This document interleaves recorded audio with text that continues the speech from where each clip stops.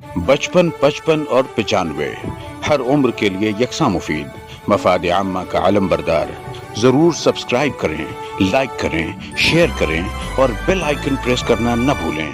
Rabbani the scholar YouTube channel. बिस्मिल्लाहिर्रहमानिर्रहीम। अज़ीज़ान गिरामी, नसीहत की माहाना की नशिस्त में आप तमाम हाज़रीन का पुरतबा से मुक़द्दम किया जाता है, इस्तक़बाल किया जाता है। आपको ये बतलाते हुए बड़ी खुशी और मसरत महसूस हो रही है कि आज की ये नशिस्त अदारे नसीहत की 198वीं नशिस्त है और 2 नशिस्तों के बाद जो है ये तकरीबन 200 के अदद को पार करे। ये यकीनन हमारे लिए भी फौरन मिसाल का मौका है और यही सारी चीज़ें जो है वो हमें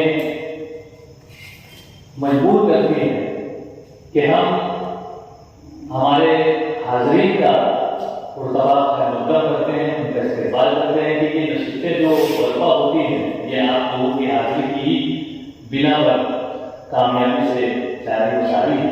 आइए मैं आज की इस नशिस्त की आज का ये जो नशिस्त है इसका आगाज़ तिलावत कलाम आपसे करना चाहूँ। बिल्लाहि मिनश शैतानिर रजीम।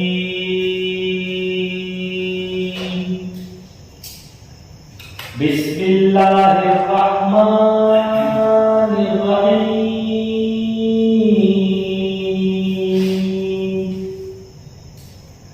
लक़द जाअकुम रसूलुम मिन अनफुसिकुम अज़ीज़ुन अलैहि मा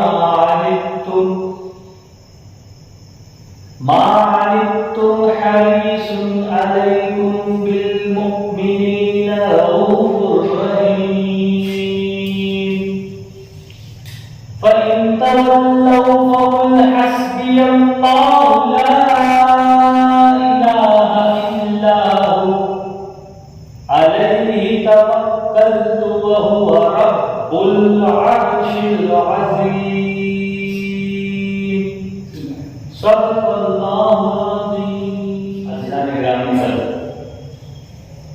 जैसा कि अखबारात के जरिए से और सोशल मीडिया के जरिए से दावतनामों के जरिए से ये खबर आप तक पहुंची है कि आज की नशिस्त अदारे नसीहत के सदर मोहतरम मोहम्मद इसाक अजहर साहब के नाम से मशहूर है, उनके नाम से मौसूम की गई और आज की इस नशिस्त की सदारत के लिए हमने शहर अजीज की इंतहाई बावकार शख्सियत का इंतखाब किया जो कि अंजुमन तरक्की उर्दू हिंद शाह तालिबान के सदर हैं, साथ ही साथ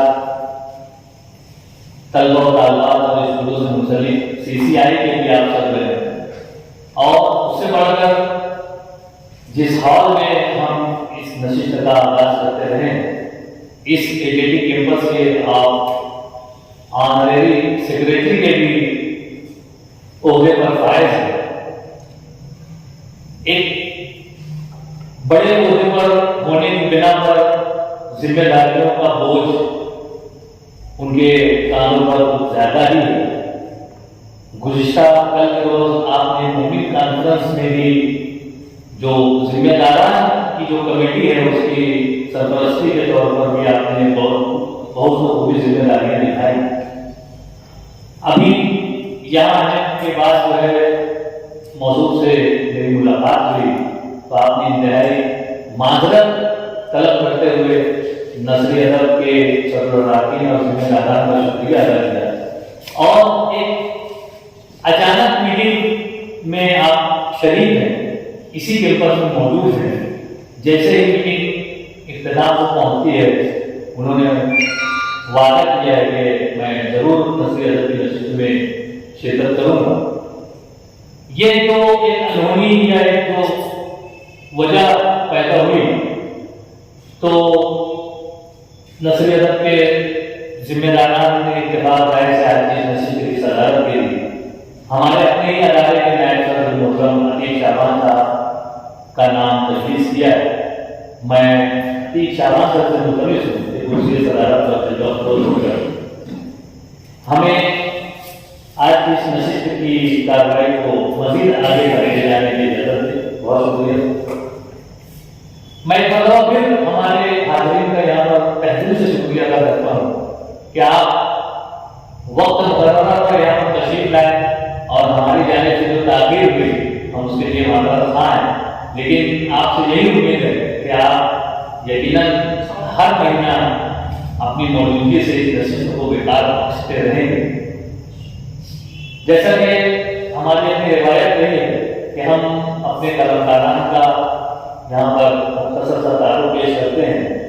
मोहतरम अब्दुल मजीद मास्टर साहब आप तमाम ही वाकिफ हैं, बच्चों के अदब पर कहानियाँ लिखते हैं। कुछ महीनों से कहानियाँ जो उनकी थोड़ी तवील हो जाया करती हैं। आज हम उनसे गुजारिश करते हैं कि वो अपनी कुछ मुख्तसर से कहानियाँ पर पेश करें। और मोहतरम फरहान पीर साहब जो कि आज इस नशिस्त के दूसरे कलाकार के हिस्से से यहाँ पर तशरीफ ला रहे हैं। फरहान पीर साहब जो है, इनका एक अफसाना है जो कि काफी तवील है और इसी तवालत की बुनियाद पर हमने आज की इस नशिस्त में सिर्फ 2 कलाकारों को यहाँ पर रखा है। और उसी के साथ साथ हमारे अपने अदारे के सदर मोहतरम मोहम्मद इसाक अफजल साहब, उनके नाम से आज की इस नशिस्त को हमने मंसूब किया है। मोहतरम मोहम्मद इसाक अफजल साहब फराज हैं और हमारी पूरी तरह नेक तमन्नाएं ख्वाहिशात उनके साथ हैं और हम अपनी दुआओं को याद रखते हैं। और आज ये नशिस्त भी हमने उनके नाम से मंसूब करके हमने पूरे शहर ही नहीं, पूरे इल्म अदब की जो गलियारे हैं उनको ये बावर कराने की कोशिश की है कि मोहतरम मोहम्मद इसाक अफजल साहब जो नाम है, ये एक तवील अरसे से इल्म अदब की ज़बान अदब की आबियानी करने वाली शख्सियत का नाम है। और उस पर इज़हार ख्याल करने के लिए हमने 4 नाम तजवीज़ किए हैं, जिनमें हमारे अपने अदारे के जॉइंट सेक्रेटरी मोहतरम ईमान जमील सर, आप तमाम उनके कामों से वाकिफ हैं। उसके साथ साथ मोहतरम ताहिर सिद्दीकी साहब अफसाना निगार हैं, शायर हैं।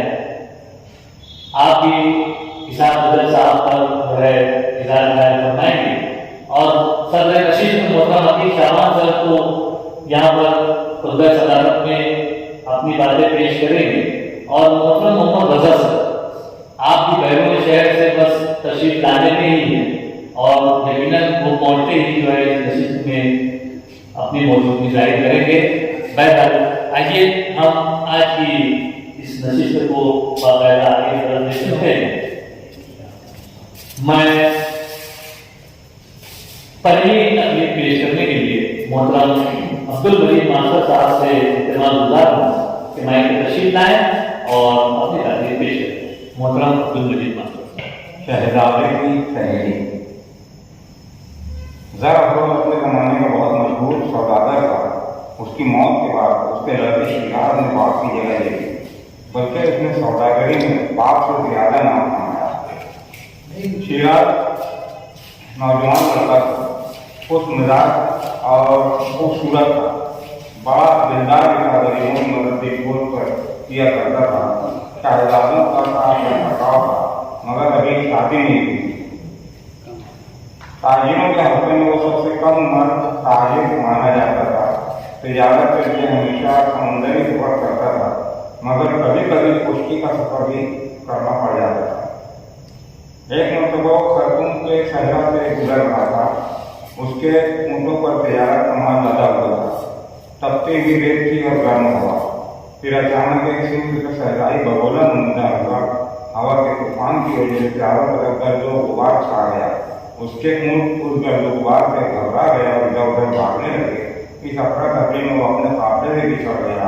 थोड़ी देर बाद हवा का तूफान थम गया। उसने फिर बड़ी दौड़ भाग के और इधर उधर बिखरे हुए अपने ऊँटों को इकट्ठा किया।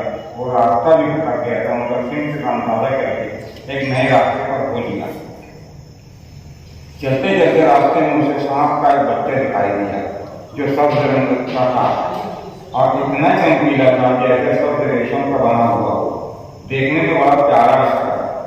वो तपती हुई रेत पर बल खा रहा था, गोया काट रहा है। शिराज अपने ऊँट पर से उतर गया। उसने सांप के बच्चे को उठा लिया और अपने पास के एक कपड़े में रख दिया। फिर जब ऊँट पर सवार होकर 4 कदम आगे बढ़ा, फिर वैसा ही सांप का एक बच्चा रास्ते के किनारे पर रखा हुआ नजर आया। ये समझ गया कि ये उसी पहले वाले सांप का भाई है। ऊँट पर से उतर कर उसने उस बच्चे को भी उठा लिया। आगे गया तो रास्ते के आसपास उसी किस्म के 3 बच्चे और मिले। इस तरह उसकी झोली में कुल मिलाकर सांप के 5 बच्चे हो गए। उसने सोचा हवा के तूफान ने उन्हें उनके ठिकाने को बुला कर दूर लाकर और उन्हें बिस्तर करके रख दिया होगा, मगर अब ठीक है। वो फिर आगे बढ़ा तो रास्ते के किनारे एक जगह उसने एक बड़ा पत्थर देखा। उस पत्थर की छांव में मैं इन बच्चों को रख सकता हूँ। पत्थर की उस सायादार जगह में उसने अपनी छागल से पानी डाला ताकि वो जगह ठंडी हो जाए। फिर सांपों की झोली खोलकर वो ठंडी छांव में रख दी। उसके पास एक बोतल में दूध भी था। उसने उन बच्चों के सामने अपने पीतल की रिकाबी रख दी और बोतल लेकर दूध के उस रिकाबी को भर दिया। सांप के उन बच्चों ने जरा देर में रिकाबी के दूध का सफाया कर दिया। पेट भर गया, सुकून मिला। वो बच्चे उस पर आपस में गले मिलने लगे और अटेलियां करने लगे। नौजवान सौदागर ने उन्हें खुशहाल देखा तो मुस्कुरा दिया। फिर अपने अगले सफर पर रवाना हो गया। चलते चलते जब शाम होने को आई तो अचानक हवा में उड़ने वाला एक सांप सनसनाता हुआ आया। वो उसके ऊँट के आगे आकर जमीन पर उतरा और फन फैलाकर खड़ा हो गया। सांप को देखकर ऊँट रुक गया। शिराज ने गौर किया कि ये सांप भी वैसी ही रंगत का है और वैसा ही चमकीला भी है। तब फिर वो 5 इसी के बच्चे रहे होंगे। वो उड़कर आया हुआ सांप असल में नागिन थी और उन बच्चों की माँ थी। शिराज ने जिनकी जान बचाई थी। उस चमकीली नागिन ने अपने मुंह में से एक हीरा उगल दिया। वो सब रंग का बेदाग मालूम था, बहुत कीमती हीरा। फिर वो नागिन उछल कर ऊंची हुई और शिराज से कहने लगी, नौजवान लड़के, तूने मेरे बच्चों की जान बचाई है, मुझ पर एहसान किया है। मेरी तरफ से ये हीरा तेरे लिए तोहफा है। इसे किसी मुल्क के बादशाह को दिखाना, वो इसके बदले तुझे इतना कुछ दे देगा कि तू अमीर हो जाएगा। मगर मैं तो पहले ही से बहुत अमीर हूँ। हाँ तो थोड़ा अमीर और सही। इतना कहकर वो नागिन जिस तरह आई थी उसी तरह उड़कर चली गई। शिराज अपने ऊँट पर से उतरा। उसने नागिन का दिया हुआ वो हीरा उठा लिया। फिर अपने तजारती सफर पर चल पड़ा। इस वाक़े को बहुत दिन हो गए। फिर एक दफा की बात है, वो तिजारत के लिए निकला, मगर अब की मरतबा उसका सफर समुद्री सफर था। उसका अपना जहाज था और ये सौदागरों के काफले को लेकर चला था। फिर उसके जहाज पर एक आफत खड़ी हुई। वो समुद्री लुटेरों के 5 जहाज थे जो तेजी से उसके जहाज की तरफ चले आए। उन लुटेरों ने उसके जहाज को चारों तरफ से घेर लिया। उसके साथ वाले सौदागर जल्दी जल्दी आपस में मशवरा करने लगे कि लुटेरे सरकार पहुंचे हैं, हमें क्या करना चाहिए। अभी ये लोग किसी नतीजे पर नहीं पहुंच पाए थे कि क्या करना चाहिए। इतने में वही हरी चमकीली नागिन उड़ती हुई वहां आई और सीधी लुटेरों के जहाज की तरफ गई। उसने उन लुटेरों में से एक शख्स को डर लिया। फिर वहां से उड़ान भरी और दूसरे जहाज पर पहुंची। वहां भी उसने एक शख्स को डसा। इस तरह उड़ उड़ कर बारी बारी उन लुटेरों के 5 जहाजों पर नागिन गई और हर जहाज करके किसी न किसी लुटेरे को डसा। जब 5 जहाजों की उसकी मन्नत पूरी हो गई तो वो उड़कर शिराज के जहाज पर आ गई, क्योंकि शिराज के पास ही आ गई। शिराज थोड़ा बिगड़ गया। वो नागिन कहने लगी, डरता कि मैं सुन, मैंने उन्हें काम से लगा दिया है। अब वो पांचों जहाज अपने अपने मसले में परेशान रहेंगे, तुझे नहीं करना है। और अगर उन्होंने कदम बढ़ाया तो फिर मैं हूँ और वो है, देखना क्या हाल करती है। सौदागरों के जहाज से उस नागिन की इतनी गहरी दोस्ती है, ये देखकर वो लुटेरे दम बखुद रह गए। उन्होंने अपने पांचों जहाज एक तरफ कर लिए, यानी उन्होंने घेरा खत्म कर दिया और शिराज के जहाज को निकल जाने का रास्ता दे दिया। जब ये लोग कब्जाकों से काफी दूर निकल आए तब नागिन शिराज से कहने लगी, हमारे यहाँ तेरे बारे में एक अजीब बात चल पड़ी है। मेरी बिरादरी के साथ तुझे किसी मुल्क का शहजादा समझते हैं। वो समझते हैं तुझे देश देश की सैर करने का शौक है, इतना ज्यादा शौक है कि तो उसकी खातिर सौदागरी का स्वांग बनता है। अगर तेरी बिरादरी के साथ मुझे शहजादा समझ रहे हैं, मेरे लिए तो ये खुशी की बात है। मैं ये क्यों कहूँ कि मैं शहजादा नहीं हूँ, है कि नहीं? इतना कहकर शिराज हंस दिया और नागिन उसके पास से उड़कर चली गई। कुछ दिनों के बाद फिर एक मरतबा शिराज इसी तरह अपने जहाज पर तजारत के सफर के लिए निकला था और समुद्र में अचानक तूफानी आ गई। हवा और पानी अपना अपना जोर दिखाने लगे। तूफानी मौजों ने जहाज को हिचकोले देना शुरू कर दिया। उस वक्त ये लोग एक जजीरे के करीब थे। उन्होंने तूफान से बचने के लिए उस जजीरे पर जाकर पनाह लेने और सुकून की सांस लेने के लिए दरख्तों की छांव में लेट गए।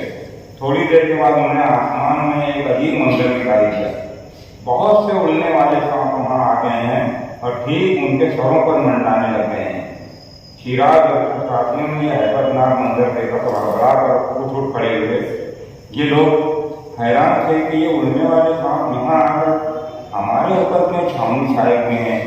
फिर वो नागिन जिसने पिछले सफर में उन्हें कब्जाकों के हमले से बचाया था, वो उड़ती हुई नीचे उतरी और सीधी शिराज की तरफ बढ़ी। शिराज अरे अरे करता रह गया और उस नागिन ने आकर उसे डर दिया। डरने के बाद वो करीब ही के दरख्त पर उतर गई। फिर दरख्त पर से ही उसने वहां मौजूद तमाम लोगों को धमकी दी, खबरदार, अगर किसी ने मुझ पर तीर चलाने की कोशिश की तो मैं उसके साथ साथ उसके पूरे खानदान का सफाया न कर डालूं या कहना। नागिन की धमकी सुनी तो शिराज के साथ वजह टक कर रह गए।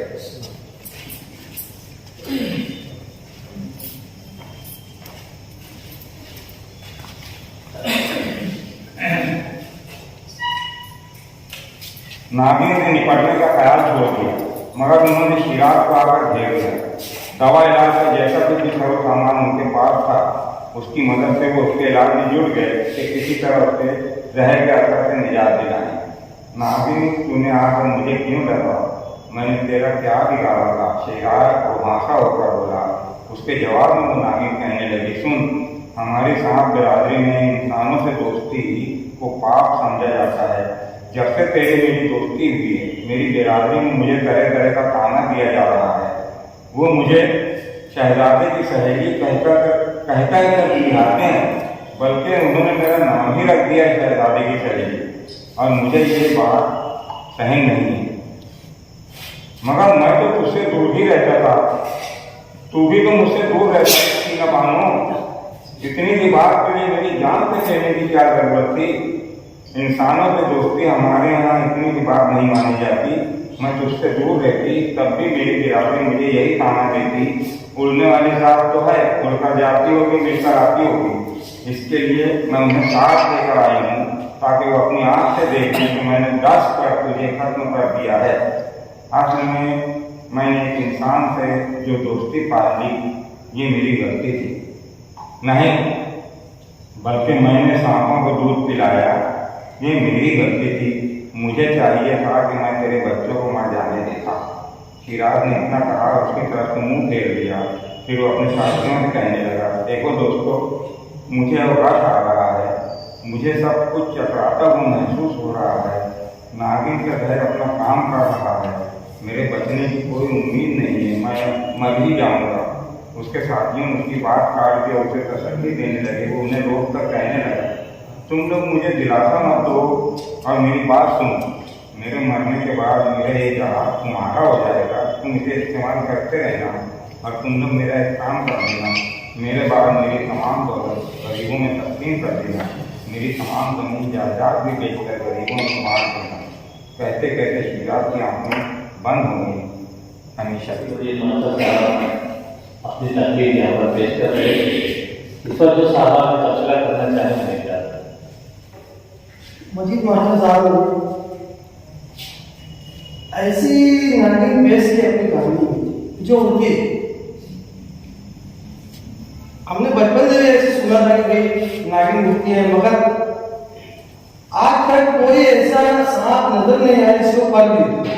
कुछ मछलियां ऐसी हैं जिनको पर होती है, वो जब पानी से ऊपर छलांग मारती है तो कुछ दूर उठती है, बस ज्यादा दूर 10-12 फीट भी जाती है, गिर जाती है।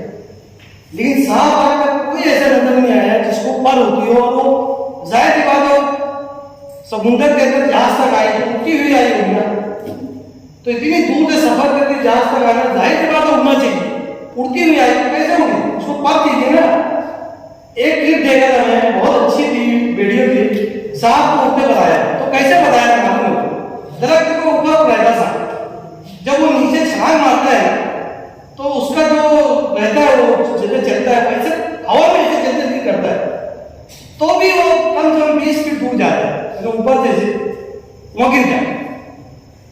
तो आज तक तो कोई ऐसा सांप मैं नहीं देखा भाई कि जो जंगल से उठ के जहाज तक आए, जहाज से वो जहाज में जाए, वो जहाज से वो जहाज में जाए, ऐसा कहीं मैं नहीं देखा। और दूसरी बात, सांप के अंदर एक मखसूस जहर होता है, अलंकार का फर्ज है कि ये सब जहन में रखना चाहिए। भारी से भारी सांप, बहुत ज्यादा खतरनाक सांप मुसलसल अगर डसेगा तो 15 से 20 आदमी तक डस सकते, बस उसके बाद उसका जहर खत्म हो जाएगा। आम सांप जो रहते हैं ना, 1-2 आदमी को डसेगा, बहुत से तो एक ही को डसने के बाद जहर खत्म हो जाएगा, फिर उसके बाद जहर बनने के लिए इसको वक्त लगता है। तो ये बात तो बात मुझे अलग से नहीं थी कि भाई वो सांप डसी। और दूसरी बात, क्लाइमेट चेंज ने जो दिया है वो मेरा जचा है, क्योंकि कोई भी जानवर हो, सांप क्यों नहीं हो, है ना, वो इंसानी दोस्ती रखता है। सवेरे से कहा है ना, सवेरे सांप पालते हैं, ये दोस्ती है ना, तो सांप जहरीले भी रहते हैं, नहीं डसते, क्यों नहीं डसते, वो इंसान से दोस्ती रखता है वो। तो जानवर कोई भी हो, सांप क्यों नहीं हो, इंसान से दोस्ती रखता है, और इन्होंने उसको रख दिया। बहुत अभी डॉक्टर साहब ने कहानी पेश की, दरअसल वो बच्चों की नहीं कहानी, तो बच्चों की कहानी में कलाकार को इतनी छूट तो मिलनी चाहिए कि कुछ तस्वीराती चीजें जो पेश करें, बच्चों की कहानी बुनियादी चीजें होती हैं तो उतना तो कॉम्प्रोमाइज किया जा सकता है। दूसरी चीज जो है, कहावत है कि सांप को दूध पिलाना, तो उसको कहावत उन्होंने बहुत अच्छे अंदाज में आपको पेश किया। बस ये जो क्लाइमेक्स का वो लेकर गए, जैसे अगर इंसान नेकी करता है तो उसके बदले की फिक्र ना करते हुए नेकी करते हैं, ऐसा कहा जाता है। तो सांप को उन्होंने दूध पिलाया, आगे चलकर बताया कि नागिन तो उनकी मदद करती है। वहां तक कहानी खत्म होती है तो बच्चों को एक अच्छा मैसेज मिलता है कि उनको जैसे कहावतें हैं कि आसमी में सांप मारना या फिर सांप को दूध पिलाना, तो वो कहावतों को ज़हन में रखते हुए नेकी करने से हमको बात नहीं आता, नेकी करते जाना। लेकिन क्लाइमेक्स में वहां पर बताया गया कि सांप सांप होता है, वो कहीं ना कहीं जाकर अपना रूप बता देता है। तो अच्छी कहानी के लिए मैं मास्टर साहब को मैं कर सकता। स्कूलों के कोर्स में निसाब में ये बात बताई गई है कि उड़ने वाला सांप भी होता है, और मेरे कंप्यूटर के अंदर उड़ने वाले सांप की तस्वीर सेव है। हम जब पढ़ते थे तो उस वक्त की बातें हमको याद है, उड़ने वाला सांप होता है, ये होता है, ये 2 नंबर की बात, लेकिन कहानी में कुछ भी हो सकता है, ये बात आप लोगों को मालूम है। हाँ, लेकिन कहानी में अगर कोई अजीब बात खरगोश को उर्दू में बताया जा सकता है, ये तो सांप है। ये कोई काबिल इकरार चीज नहीं है, जिसको नहीं मालूम है वो बोलेगा कि सांप उड़ता नहीं है, उड़ने वाला सांप आता है।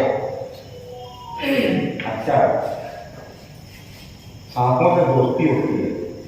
हमारे यहाँ ये बरकत कोई नहीं। सांप वाले बाबा सांप के काटने से मरे थे। सांप वाले बाबा का लड़का सांप के काटने से मरा। तो सांप वाले बाबा के पोते ने कान पकड़ लिया था, सांपों को फेंक आया था जंगल में, बोले आप सांप नहीं पालेंगे तो नस्ल हमारे शरीर सांपों में गई। तो सांप किसी का दोस्त नहीं होता है, इसीलिए बोलते हैं ना आस्तीन का सांप पाल लिया मैंने। ऐसे मशहूर कई कहावतें हैं सांपों के बारे में। तो सांप कभी भी धोखा दे, ये बात मशहूर है। और ना भी मशहूर हो और यहाँ अगर नागिन में धोखा दिया कहानी में, तो कहानी में कुछ भी हो सकता है। मास्टर साहब ने तकरीर पेश की, उससे तबसरे हुए। आइए हम पढ़ते हैं दूसरे कलमकार की ओर। मैं मोहम्मद फरहान दिल साहब से इल्तिमास करता हूँ कि तशरीफ लाएं और अपनी तकरीर यहाँ पर पेश करें। 55, 55 और 95 हर उम्र के लिए यकसा मुफीद। मफाद आम्मा का आलम बरदार। जरूर सब्सक्राइब करें, लाइक करें, शेयर करें और बेल आइकन प्रेस करना न भूलें। Rabbani the scholar YouTube channel. Rabbani the scholar YouTube channel इल्मी, अदबी, दीनी, मिल्ली, समाजी, सकाफती, तहजीबी, फलाही, तिब्बी, फ़न्नी, माशी, तिजारती, माशरती, इंतज़ामी, इनकलाबी, तहरीकी, तहकीकी, तकनीकी, तफ्तीशी, तामीरी, तालीमी व मालूमाती यूट्यूब चैनल। ज़रूर सब्सक्राइब करें, लाइक करें, शेयर करें और बेल आइकन प्रेस करें। Rabbani the scholar YouTube channel.